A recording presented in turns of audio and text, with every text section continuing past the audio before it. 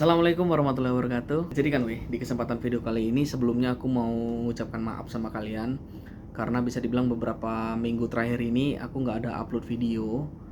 Ya dikarenakan aku masih fokus sama beberapa urusan yang cukup lumayan makan waktu.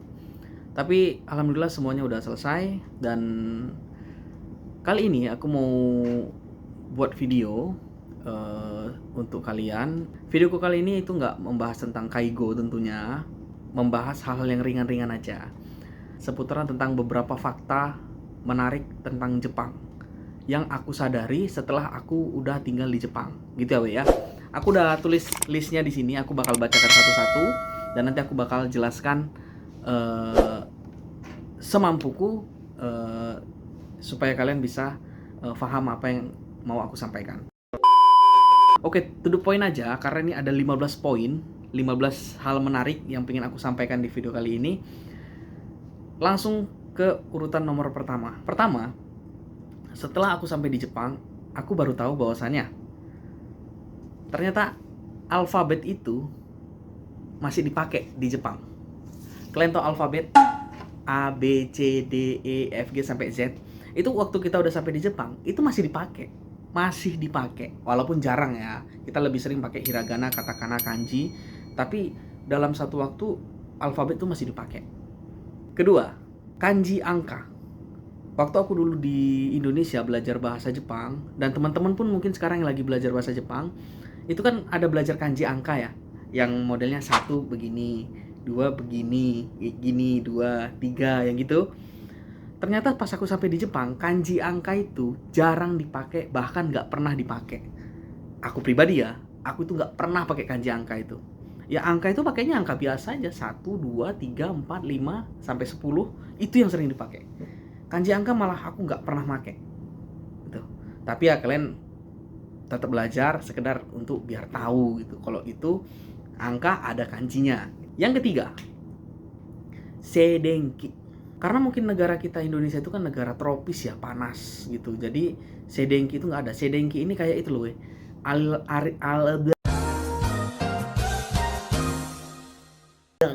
aliran listrik di badan kita yang kalau kena besi itu cetak gitu. Itu sedenki bahasa Jepangnya. Kalau bahasa Indonesia tuh bahasa Inggrisnya apa aku nggak tahu. Mungkin karena di Jepang itu khususnya di musim dingin. Di musim dingin mungkin karena angka kelembapannya itu rendah atau gimana, aku kurang tahu ilmu pastinya. Tapi itu kalian nanti akan ngerasakan yang masih dengki. Contoh nih musim dingin, kalian main-main belanja ke Daiso umpamanya. Itu kan cantelan untuk barang-barang itu kan terbuat dari besi. Kalian jangan kaget nanti pas kalian mau ngambil kok cetak gitu. Ataupun teman-teman Kaigo, kalian waktu Shitsukokang atau bed making, itu waktu kalian narik shitsunya, spraynya atau narik futongnya itu bakal kayak bunyi celetak gitu. Bahkan kalian megang teman kalian sendiri gitu, itu kadang-kadang bisa ada sedenkinya, ada aliran listriknya, itu tuh kadang-kadang sakit gitu. Ya kayak kesetrum gitu, cetak gitu. Itu sedenki. Itu baru kurasakan pas aku ke Jepang. Yang keempat, cara nunjuk aku itu di hidung kalau orang Jepang. Kalau kita kan, aku, karena kita kan sering di sini ya, di dada ya, aku. Kalau orang Jepang gini, aku, di hidung, aku nggak tahu kenapa. Mungkin teman-teman yang lebih, mungkin udah senpai tachi yang udah lama di Jepang, yang udah lebih senior di Jepang, yang udah legend, udah veteran, nanti bisa berbagi ilmu sama kami ini yang masih newbie. Apa maksudnya? Kenapa di Jepang itu orang kalau nunjuk dirinya sendiri itu di hidung gitu? Aku gitu, bukan gini, tapi gini. Aku gitu. 5. Cara bilang uang atau fulus pakai jari. Kalau kita orang Indonesia kan sering bilangnya gini ya. Duit.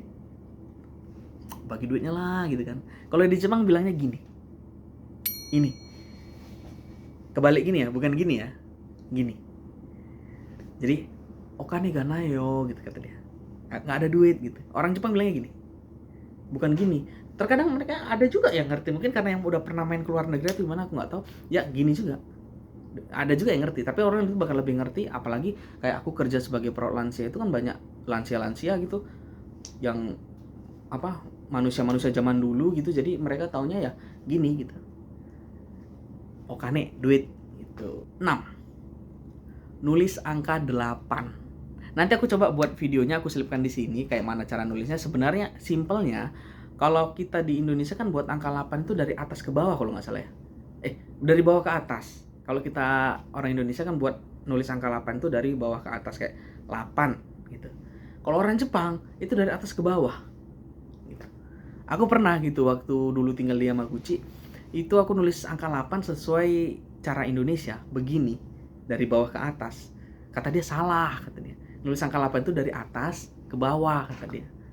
Oh ya pula, ini kan kampung kau gitu kan. Ya ikutin aturan kampung kau lah gitu. 7. Cara permisi lewat depan orang. Kalau kita di Indonesia, budaya kita, lewat di depan orang itu permisi kan tangan kita ke bawah gitu ya. Misi pak gitu kan, misi bu gitu. Kalau di Jepang enggak. Di Jepang tangannya ke atas. Sumimasen, torimasu, gitu. Tangannya ke atas gini. Kalau di Jepang. Kalau kita Indonesia kan misi pak, misi bu gitu kan. Etikanya kan gitu. Ngelewat apalagi yang orang lebih tua gitu. Misi pak gitu. Lewat tangannya bawah. Kalau di Jepang atas. Sumimasen, torimasu, tapi sambil kepalanya nunduk.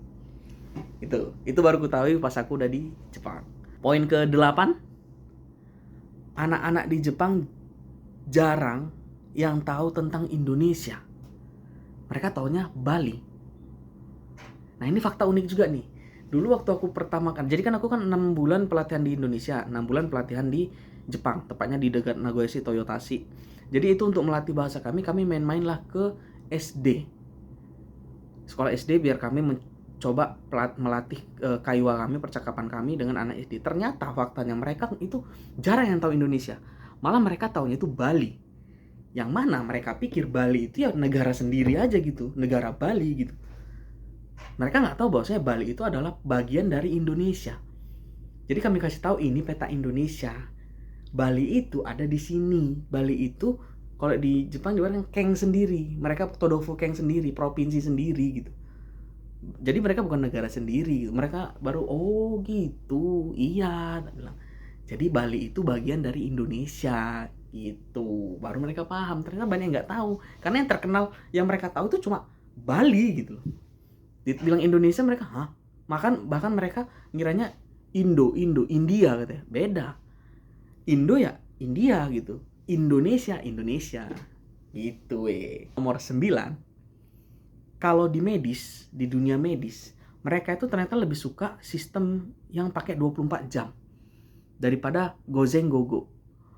Jadi kayak aku dulu, teman-teman juga pasti belajar itu pembagian waktu di Jepang itu, kalau di luar negeri kayak di Amerika itu pakainya IM PM gitu kan.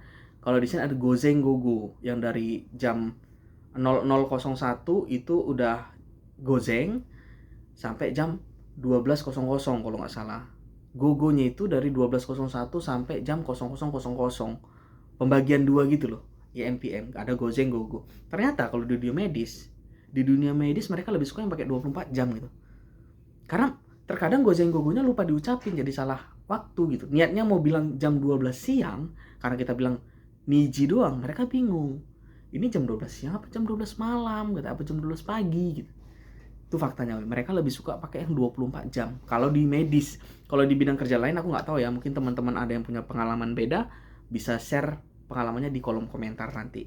Nomor 10, cara sebutin 6, 7, 8, 9. Nah, kenapa tadi aku waktu 1, 2, 3 aku bilang gini, tapi pas 6 aku nggak naikkan tangan, karena aku mau nyampaikan ini. Cara nyebutin 6, 7, 8, kalau kita di Indonesia kan 6, 7, 8 gitu kan. Di Jepang enggak weh. Di Jepang pakainya ini 5, 6 gini mereka. 6, 7, 8, 9, 10. 10 gini apa gini? Nggak tahu aku. Pokoknya 6, 7, 8, 9. Nih, dikesinikan. Bukan begini, tapi gini. Itu dia. Fakta nomor 11. Di Jepang, dipastikan selalu ada kembalian. Nah, ini fakta unik juga nih. Ya, kalau kita udah, bukan rahasia umum, kalau di negara kita, sering dibalikin pakai permen. Ya dong. Karena mungkin salah satu faktornya alasan mereka nggak punya kembalian gitu kan, nggak ada uang kecil. Karena nominal mata uang kita sendiri yang paling kecil kan 100 rupiah ya. Kalau dulu iya ada 25 rupiah gitu. Paling kecilnya 100 rupiah. Sedangkan toko-toko itu contohnya kayak minimarket mereka membuat harga itu sampai yang angka-angka kecil. Contoh kayak harganya 4.158. Pas kita kasih uang 5.000 perak, mereka belikannya bingung. Malah dibalikin pakai permen. Sebenarnya itu kurang bagus sih menurutku ya. Tapi di Jepang enggak. Di Jepang itu nanti kalian pasti nemukan bahwasanya uang di Jepang itu sampai yang namanya 1 yen itu ada. Paling kecil 1 yen, paling besarnya itu 10.000 yen. Jadi andai pun harganya 7.127, yang kembaliannya mereka bisa ngasih gitu. Contoh kembaliannya 1.331. Ya kasih 1.000-an, 300 peraan, 10 yenan 3 biji, 1 yen gitu. Jadi di Jepang jarang yang namanya nggak ada kembalian. Dipastikan selalu ada kembalian gitu. Karena menurut mereka ya kembalian itu adalah hak konsumen gitu. Ya memang harus kita kembalikan gitu loh. Fakta nomor 12. Lebih banyak lapangan kerja daripada pekerja. Nah, ini juga agak seru nih bahasnya nih. Ini mohon maaf sebelumnya, aku kurang tahu nih. Cuma coba kita diskusi di poin 11 ini. Poin 12, maaf, poin 12. Ya aku nggak tahu ya fakta sekarang di negara kita gimana, tapi banyak keluhan dari teman-temanku katanya cari pekerjaan itu susah. Lapangan pekerjaan susah di negara kita, itu udah rahasia umum. Tapi kalau di Jepang enggak. Di Jepang malah lebih banyak lapangan kerja, lebih banyak lowongan kerja daripada pekerjanya. Makanya kenapa Jepang putar otak sampai membuat visa ini, visa itu, program ini, program itu untuk mendatangkan pekerja dari negara sahabat mereka, dari negara lain. Salah satu kita Indonesia untuk mengisi kekosongan lapangan-lapangan pekerjaan ini gitu. Yang tentunya kalau kita sesuai dengan kriteria gitu, kita akan mudah untuk dapatkan pekerjaan di sini. Contoh, kalian punya N1, apalagi kalian bisa bahasa Inggris, kalian punya SIM mobil pula. Wah, gampang kali cari kerja sih, jadi rebutan kalian. Teman-teman Kaigo, ikut Kaigo Fukushi Shikokashi Keng, lulus, punya lisensi sebagai Kaigo Fukushi di Jepang, jadi rebutan kalian. Banyak lapangan kerja di sini. Tinggal bersaing gaji aja. Jadi kalian bisa nego-nego gaji itu mana yang paling tinggi nih, yang berani bayar aku tinggi. Kita bisa pilih-pilih lapangan kerja karena lebih banyak lapangan pekerjaan daripada pekerjanya gitu. Itu fakta di Jepang tuh. Ya semoga mungkin suatu saat nanti di negara kita kayak gitu juga ya. Karena jujur ya, kami juga yang kerja-kerja di luar negeri ini ya, kalau bahasa kampungku itu seenak-enaknya makan rendang di negara orang, ya pasti lebih enak makan teri sambal di negara sendiri gitu loh. Kami pun kalau dituruti ya sebenarnya ya gimana gitu, tapi ya mohon maaf.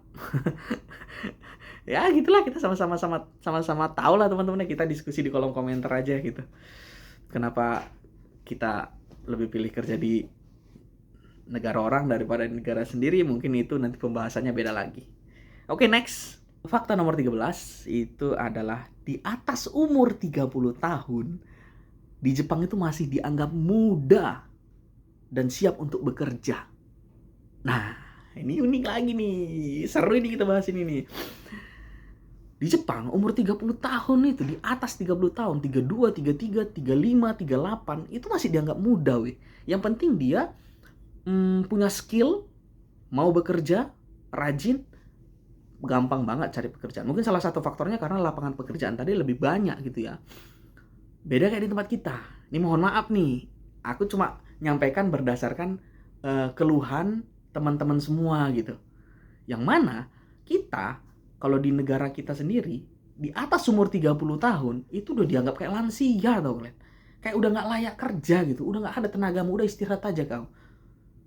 Seakan-akan kita yang di atas umur 30 tahun itu udah gak butuh makan gitu loh. Ya kita di atas 30 tahun ini masih bisa bekerja, kita punya skill gitu loh. Kenapa setiap ada lowongan kerja maksimal usia 25 tahun, maksimal usia 28 tahun. Nah, jadi maksudnya di atas 30 tahun ini apa kabar gitu loh. Hah? nggak layak untuk bekerja atau udah dianggap fosil gitu. Ya ini mungkin kedepannya harus perlu ada sedikit kebijakan-kebijakan dari petinggi-petinggi kita lah gitu. Untuk kita yang umur di atas 30 tahun, tolonglah agak lebih dianggap, disediakan lapangan pekerjaan gitu kan. Di Jepang, umur 50-60 tahun aja masih banyak yang kerja. Apalagi yang cleaning service, umur 70 tahun loh. Yang penting sehat, masih mau kerja. Gitu loh. Lah kita di atas umur 30 tahun udah dianggap lansia, udah gak kerja, itu masuk gimana coba? Belum lagi katanya udah dicari yang muda, minimal pengalaman 3 tahun lah, cemana gitu loh. Aku aja lulus kuliah itu umur 24 gitu loh. Maksimal usia 28. Jadi 24, 25, 26. Entahlah we, nggak ngerti lah. Kita diskusi di kolom komentar aja ya. Kalian yang bahas itu. Pokoknya fakta di Jepang kayak gitu. Umur 30 tahun masih dianggap muda dan siap untuk bekerja. Begitu. Next. Udah kepanjangan videonya ya. Slow kalian. Dua lagi. Fakta nomor 14 adalah kalau jadi atasan di Jepang nih, kalau udah jadi atasan harus siap untuk berangkat paling pagi, pulangnya paling malam. Tuh.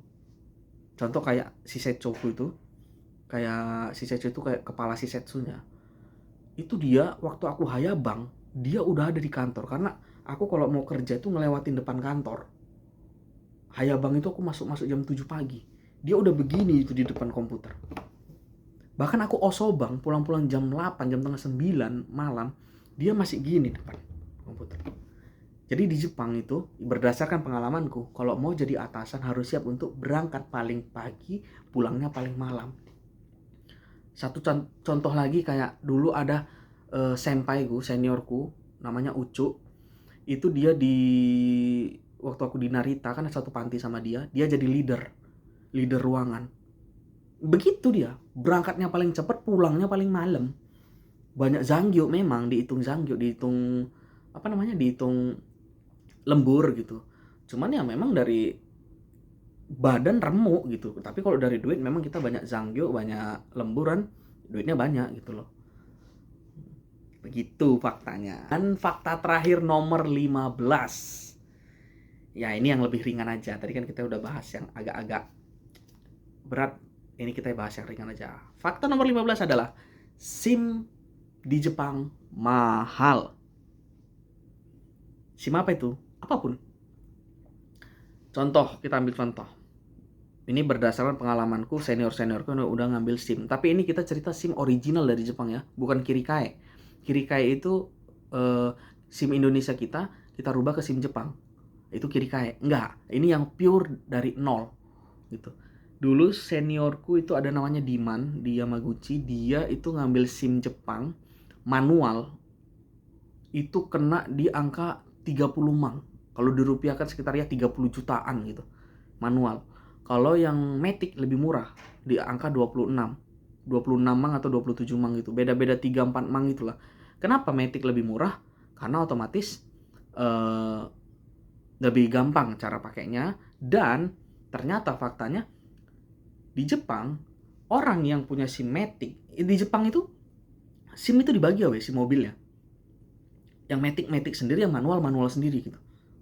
Maksudnya gimana? Dari SIM-nya berbeda, dari harganya juga berbeda gitu. Kita bahas SIM otomatis Matic ya. SIM Matic harganya 26 juta, lebih murah, tapi ada kekurangan. Apa itu? Orang yang punya SIM Matic nggak boleh bawa manual. Berbeda dengan yang SIM-nya Senpaiku dulu, dia ambil SIM yang manual, harganya 30 jutaan, memang lebih mahal, tapi orang yang punya manual boleh bawa Matic. Itu dia. Nah, baru SIM motor 250 cc ke atas, kalau nggak salah itu SIM-nya sekitar harga 20 mang, 20 jutaan gitu. Kalau yang di bawah itu ya paling ada yang 10 mangan gitu. Baru atau Gengsuki itu motor-motor yang 50 cc itu paling sekitar ya 4 mang 5 mangan gitu. 4-5 jutaan. Tuh.